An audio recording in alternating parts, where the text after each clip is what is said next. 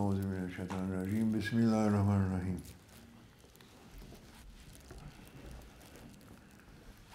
We are attending an association, inshallah, Sohbat, and by connection, inshallah, we are connected, all of us, inshallah, with our Sheikh. That is the basic of our way, and asking some support to get something and to understand, to listen and to understand in the right way. Anyone has a question? Hat einer eine Frage? Emre? Habt ihr eine Frage? Hat einer eine Frage? Ja, ich habe eine Frage. Ja, welche Frage hast du denn? Wie sieht die Hölle aus? Wie sieht die Hölle aus? Ja. Das willst du nicht wissen. Guck in den Hadith nach, was der Prophet gesagt hat. Das ist ein langer Hadith, wo der Prophet genau beschreibt, was er in der Hölle sieht. Und auch im Paradies. Oder in der Hölle, ne, hat er genau beschrieben.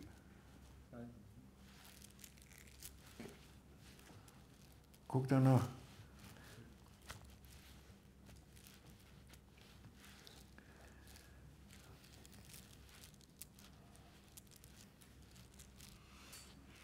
Warum willst du das wissen? Die Frage ging mir in letzter Zeit. Wie? Die Frage ging mir in letzter Zeit durch den Kopf. Ich weiß nicht warum. Wenn du sagen würdest, wie sieht das Paradies aus, kann ich verstehen.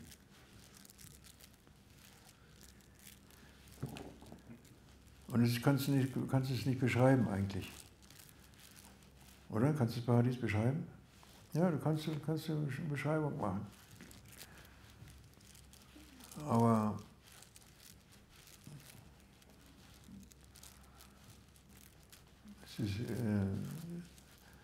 darin sind Dinge, die kein Auge je gesehen hat, noch ein Ohr hat davon gehört und niemand hat davon gesprochen. Also du kannst es nicht, es ist was anderes, es ist eine andere Welt. Aber man kann es beschreiben. Du kannst die Schönheiten des Paradieses kannst du beschreiben. Der Großscheich hat die beschrieben. Großscheich Abdullah Faiz Hassan, der Scheikh von unserem Scheikh. Scheikh von Scheikh Nasim. Der hat es beschrieben, das Paradies. Hat sich lange ausgelassen darüber und so. Hat so Beispiele.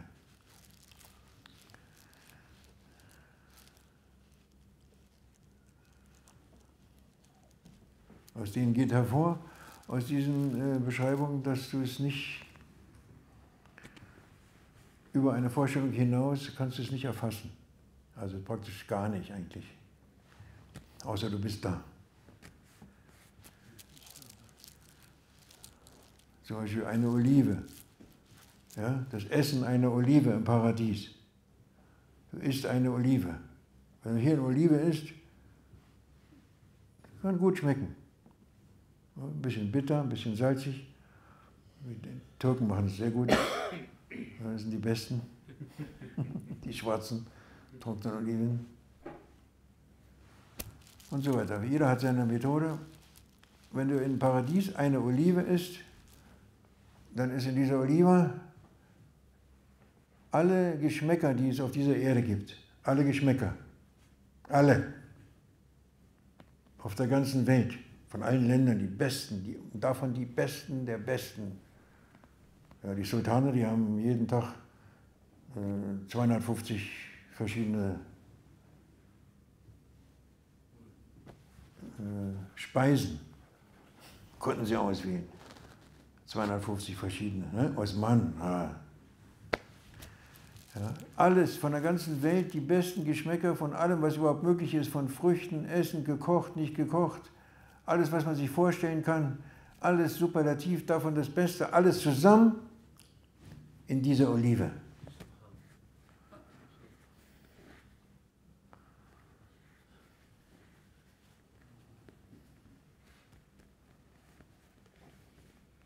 So in der Art. Das kann man sich nicht vorstellen. Und so viele andere Dinge.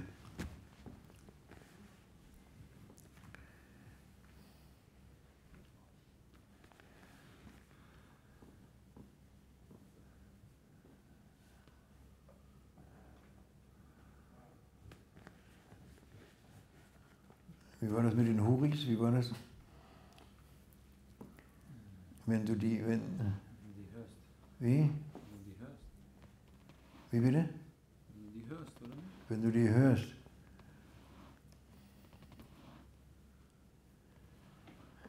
Also lauter wundersame Sachen. Alles, was der Mensch sich so vorstellt. Und was er noch gerade so sich vorstellen kann. Und die Hölle ist genauso, die ist halt schlimm. Ist halt genau das Gegenteil.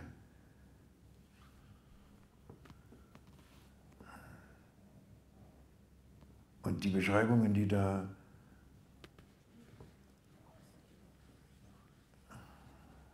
gegeben werden, die sind auch nur eine Beschreibung von einer Sache, die viel schlimmer ist. Oder? Viel schlimmer.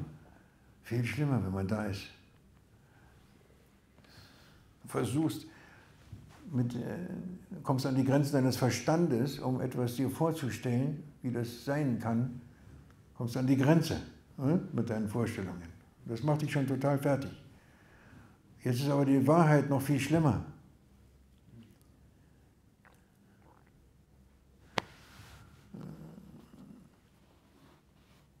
Die Seele, wenn die Seele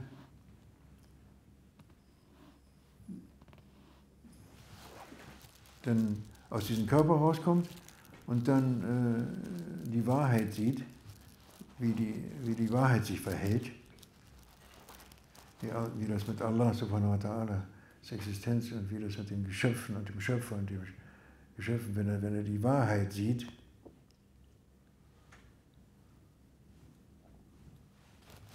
er sieht es und er kann dann da nicht hin. Oder?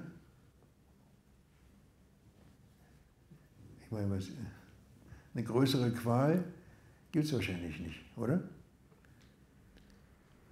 kannst dann da nicht hin, aber du bist im Gegenteil.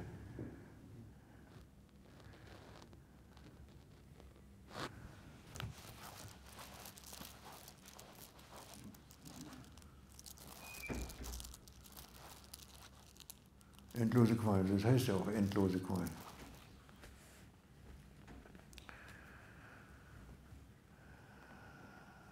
Möge Allah uns erretten von der Hölle, inshallah.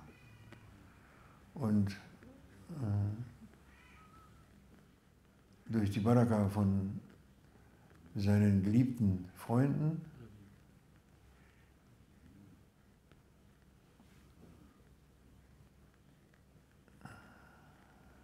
dass wir auch im Paradies sind, inshallah.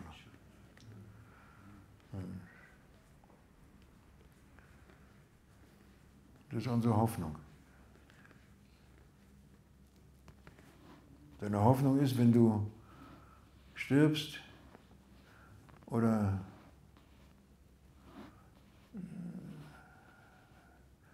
dann brauchst du Hilfe, das ist da eine Hilfe. Du brauchst Hilfe, du musst antworten auf Fragen. Sehr schwer. Du brauchst Hilfe. Und wir hoffen, dass der Sheikh, der Meister, die Gottesfreunde ihren Leuten helfen.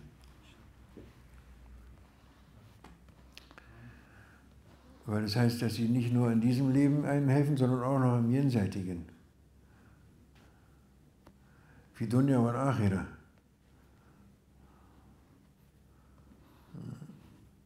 Allahumma atina fi dunya hasanatan wa fil akhirati hasanatan wa akina adhaban nar.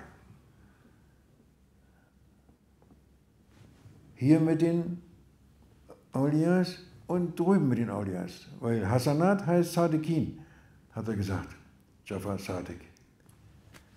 Hasanat. Was ist Hasanat in diesem Dua? Das sind die Heiligen, denen wir folgen sollen. Und das ist hier und das ist da. Ja, deswegen wird er da auch sein, inshallah. Das ist unsere Hoffnung. Sie haben auch sowas gesagt. Ja, Sie haben es auch gesagt.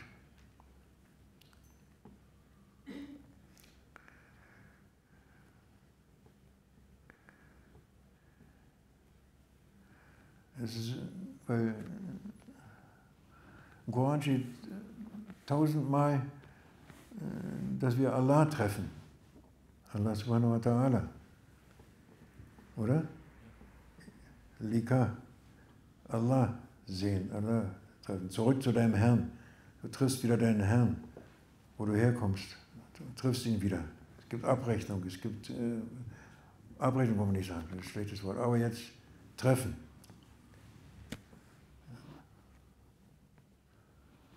Und Allah ist, wie gesagt, Allah subhanahu wa ta'ala. Aber dein Scheikh, das kannst du dir vorstellen, deinen Scheikh zu treffen, deinen Scheikh kannst du dir vorstellen, dein Meister. Oder? Jetzt ist Katze. Dein Meister ist vorstellbar, den hast du im Rabita. Bei dem kannst du dir vorstellen, dass du ihn wieder siehst. Denn wir denken, ja, wir kennen Sheikh Nasim, ja, ich denke, Sheikh Nasim irgendwann wieder treffen. Schau, mit jedem Atemzug. Immer ein Atemzug weniger. Du hast eine bestimmte Anzahl von Atemzügen und jeder Atemzug, den du tust, ist einer weniger. Zahl weniger. Zahl weniger. Nimmt immer ab bis 0. Deswegen bringt dich jeder Atemzug näher an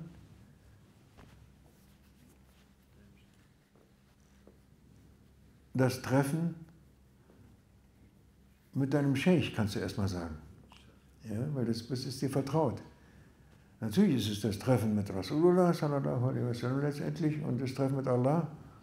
Ja, aber für den, der auf dem Weg ist, der ist erstmal,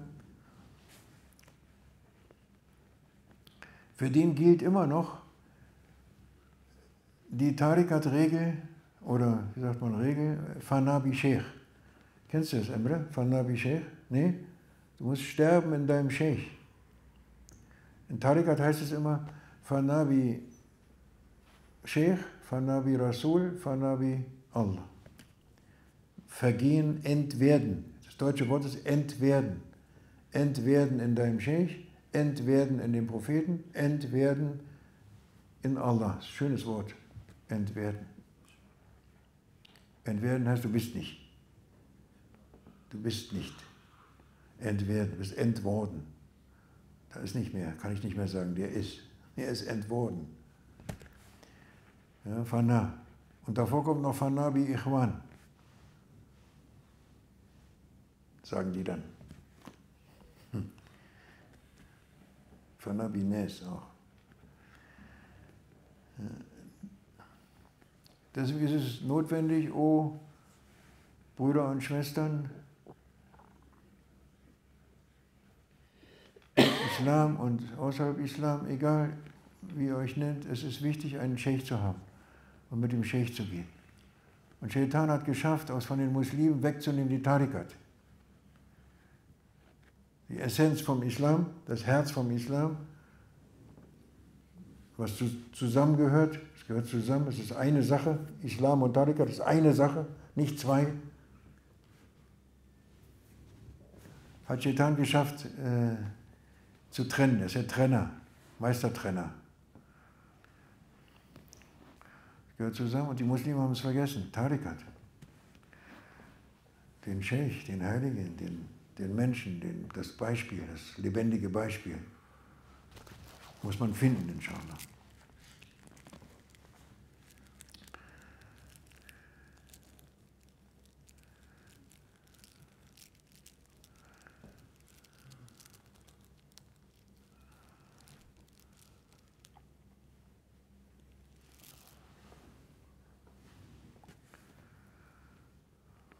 Was müssen wir noch sagen auf Deutsch jetzt? Was Englisch haben wir ja schon eigentlich fertig.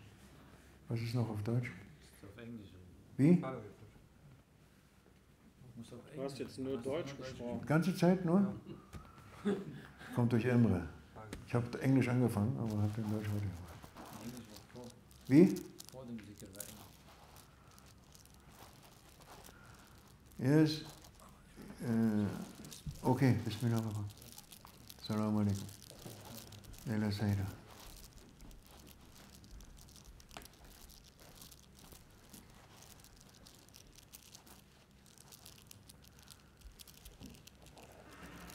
He said, our brother, he asked a question. what does hell look like?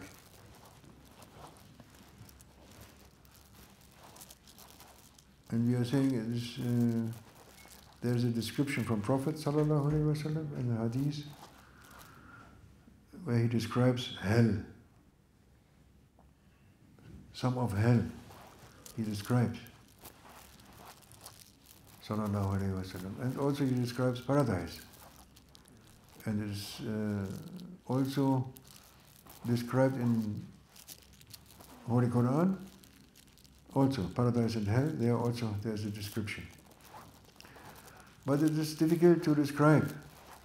You can describe and you have an imagination, but it's not the truth, what is there. Because on one point they said that you cannot,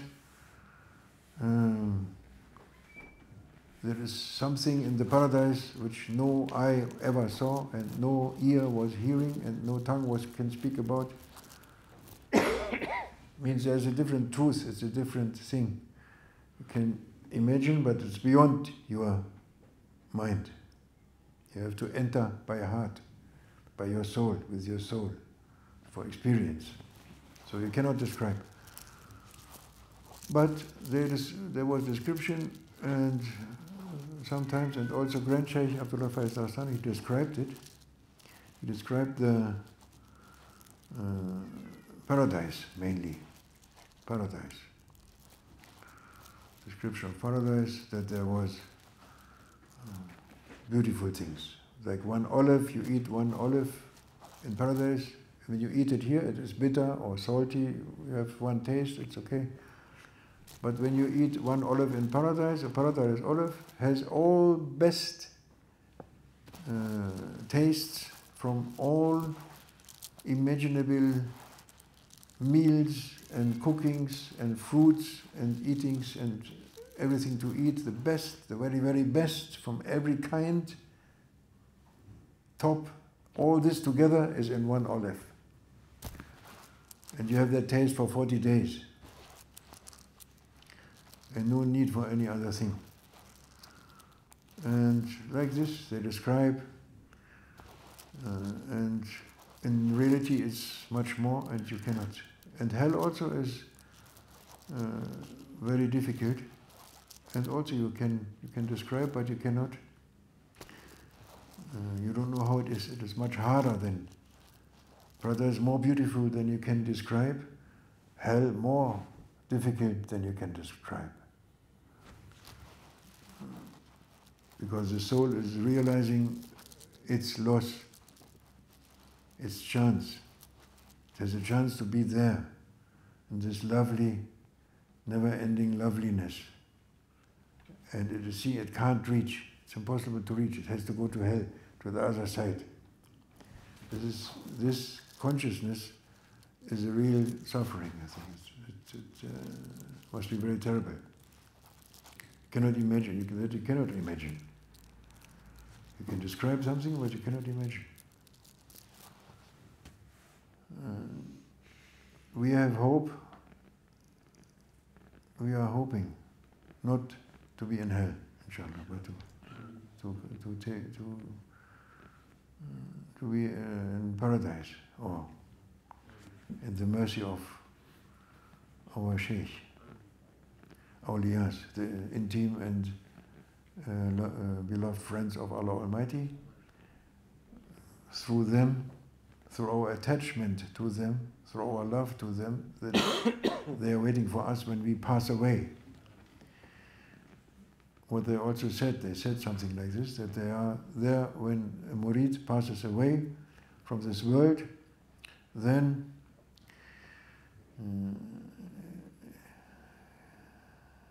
he will be helping that murid to answer the questions to the angels and to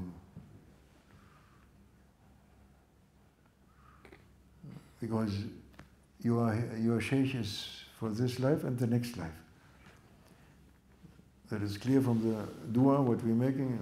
Allahumma atina fi dunya hasanatan wa fil akhirati hasanatan wa qina adhaban nar. This hasanatan is declared by Jafar as-Sadiq, who is the greatest Quran knower ever, so ein Interpreter, also explaining, or yes, bringing near to your heart in truth. He says that Hasanat is the Sadiqeen, is the awliyas. Hasanat. When you ask Hasanat for this life, next life, you ask for the awliyas. Oh Allah, let me give me the awliyas. Let me be with the awliyas here and hereafter. So he is there, also in the hereafter. And you may imagine that you meet him. As you have to imagine that you meet Allah, they write it in the Holy Quran. You are coming back to Allah, there is a meeting with Allah, and the kafirun are those who are not believing in the meeting with Allah. That's a kafirin. You must believe in the meeting with Allah. Meeting with Allah, to imagine, is not so easy, but you can imagine your Sheikh. To meet your Sheikh. To meet him again, no? When you pass away, and he passed away already, maybe he is there, waiting for you. Or you meet him. You're asking, ask this, ask to meet for a beautiful Wiedersehen, for a beautiful meeting. Wie sagt man Wiedersehen? Seeing again, seeing again. Huh?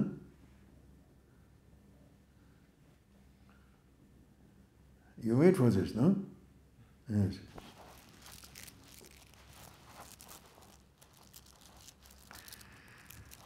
That is, oh my brothers and sisters, why you must have a tariqat. Oh Muslims, don't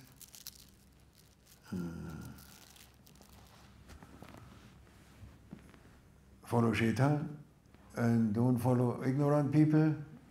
Follow those who have love for the Lord and love for Prophet. Follow the sheikhs, follow the intimate friends of God. You have to follow. That means tariqat. Tariqat, shaitan was putting away from Muslims, especially from Turks, and also from Arabs, from both of them. Shaitan take away the tariqat, the essence of Islam. He tried to cut it. He knows exactly, this shaitan. He knows exactly where he must put his knife. Exactly. Not anywhere else. Only there. To try to cut you off from the love of God and love of Prophet and love of saints. That is what he says. He's cutting.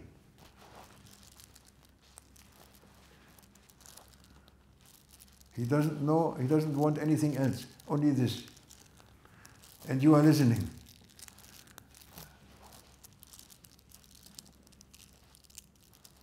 You listened. Turkish people, they listened. They listened to Ataturk. They listened and followed.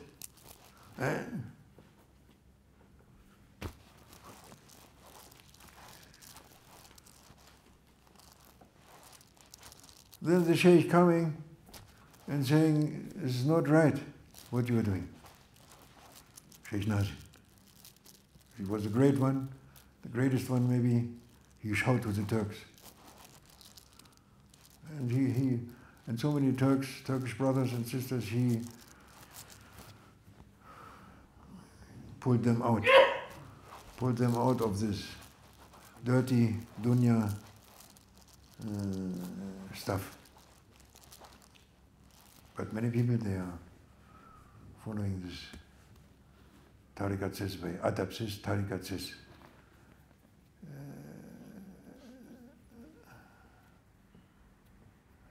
Deen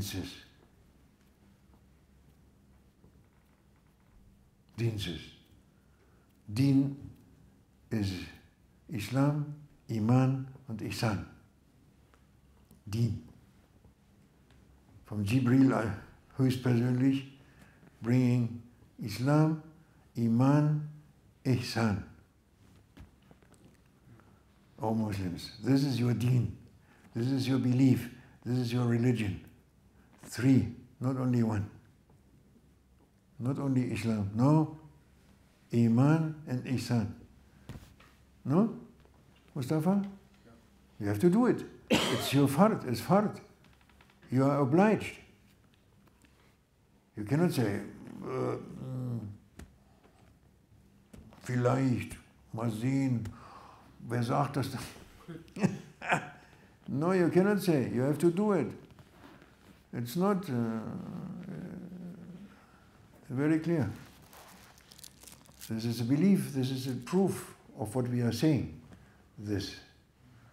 The tariqat belongs to Islam, Islam belongs to tariqat, it's one. One.